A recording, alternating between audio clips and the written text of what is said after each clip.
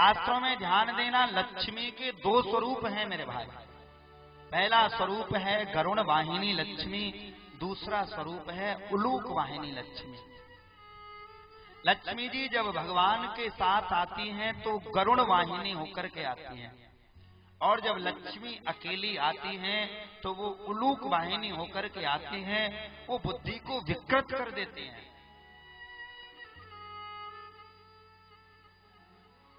लक्ष्मी जी जब उल्लू पर बैठ करके आती हैं तो लक्ष्मी जी तो जाकर के सेठ जी के गले में बैठ जाती हैं। अब उल्लू कहता है माता जी हम कहाँ बैठे? तो लक्ष्मी जी कहती हैं बेटा तू जाकर के सेठ जी की खोपड़ी पर बैठ जा। बोलो राधे राधे। अब जब खोपड़ी पर उल्लू होगा तो आप जान सकते हो कार्य कैसे होंगे। आज के इंसान की केवल यही भूल है कि वो लक्ष्मी को चाहता है, वो भगवान को नहीं चाहता। इसलिए न तो भगवान मिलते न लक्ष्मी मिलती है। ऐसे मानो कोई किसी की पत्नी से प्रेम करे और उसके पति से प्रेम ना करे, कैसा लगेगा उस पति को? जब हम लक्ष्मी को चाहते हैं भगवान को नहीं चाहते, तो शायद लक्ष्मी जी भी अपने मन में सोचती होंगी, शायद भगवान भी अपने मन में सोचते होंगे कि देखो ये मेरी पत्नी को चाहते हैं लेकिन मुझे नहीं चाहते। ध्यान देना, शास्त्रों में लक्ष्मी के दो स्वरूप हैं, गरुड़ वाहिनी लक्ष्मी, उलूक वाहिनी लक्ष्मी। पैसा बुरा नहीं है, धन बुरा नहीं है, लेकिन धन के प्रति जो हमारी आसक्ति है वो बुरी है, वो पतन का कारण है। एक कोई भगत जी थे, भगत जी ने तपस्या की, लक्ष्मी जी को प्रकट किया। क्या देखा? लक्ष्मी जब प्रकट हुई हैं तो लक्ष्मी जी का सारा शरीर बिल्कुल उज्जवल धवल है, श्वेत है, लेकिन लक्ष्मी जी के जो चरण हैं वो थोड़े से काले हैं। भगत ने प्रश्न कर दिया देवी आपके ये चरण काले क्यों हैं? लक्ष्मी जी ने कहा देखो संसार के सारे पापी आकर के मेरे दरवाजे पर अपना माथा पटकते हैं, इसलिए उनके पापों के कारण मेरे ये चरण काले हो गए हैं। लक्ष्मी जी अंतर ध्यान हो गए। भगत ने दोबारा लक्ष्मी जी का यजन किया। लक्ष्मी जी एक बार दोबारा आई। अब की बार क्या देखा? अब की बार लक्ष्मी का माथा काला है।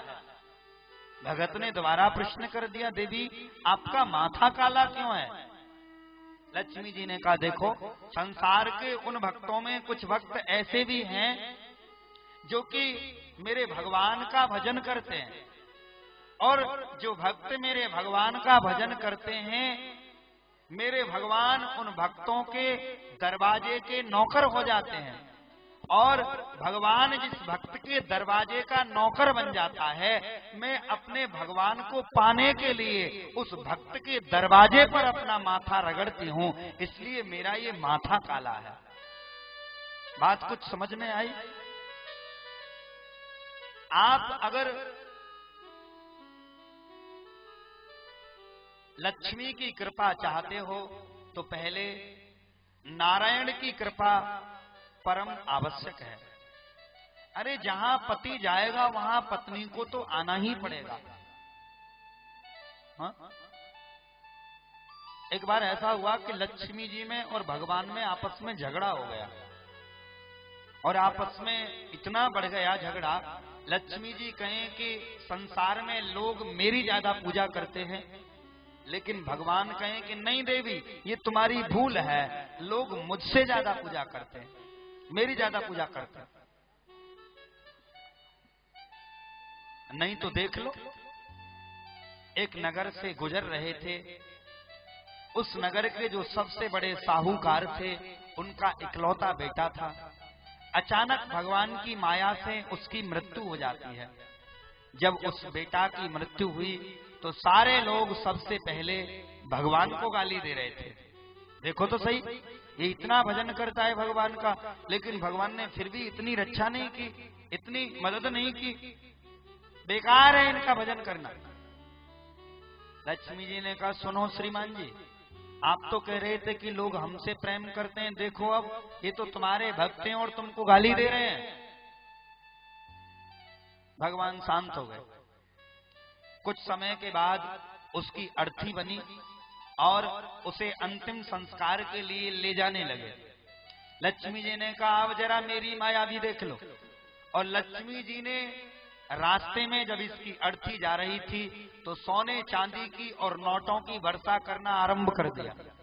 और जैसे ही सोने चांदी और नोटों को देखा तो लोग उस दुख दर्द को भूल गए और उस अर्थी को नीचे फेंक दिया और उन नोटों को, सोने चांदी को अपनी अपनी जोरों में भरने लगे। लक्ष्मी जी ने कहा देख लो ना, लोग हमसे प्रेम करते हैं या नहीं। भगवान ने कहा अच्छा। अब भगवान ने क्या किया, जिन लोगों ने नोटों को अपनी जोरों में भरा था उन लोगों में से 2 लोगों को और मार दिया। हाँ? जब 2 लोग और मर गए तो जितना धन लूटा था वो सारा का सारा वहीं पड़ा रह गया। भगवान ने लक्ष्मी जी से कहा देवी अब तुम इन सभी से कहो कि जिन्होंने इस धन को लूटा है ये इस धन को अपने घर ले जाएं, अपनी तिजोरी में जाकर के रख दें। लक्ष्मी जी ने कहा नाथ इनके अंदर आप तो रहे ही नहीं। तो भगवान ने बड़ी सुंदर बात कही। क्या बात कही? बात अच्छी लगे तो आपकी ताली भी बजनी चाहिए। भगवान ने कहा देवी यही तुम्हारी सबसे बड़ी भूल है कि लोग तुमसे प्रेम करते हैं। अरे लोग तुमसे प्रेम भी जब तक करते हैं जब तक लोगों के अंदर भगवान रहता है, और लोगों के अंदर से जिस दिन मैं निकल गया उस दिन फिर तुम्हें पूछने वाला कोई नहीं, सब कुछ यहीं पड़ा रह जाता है। कहते हैं ना सज धज कर जिस दिन मौत की शहजादी आएगी, ना सोना काम आएगा ना चांदी आएगी।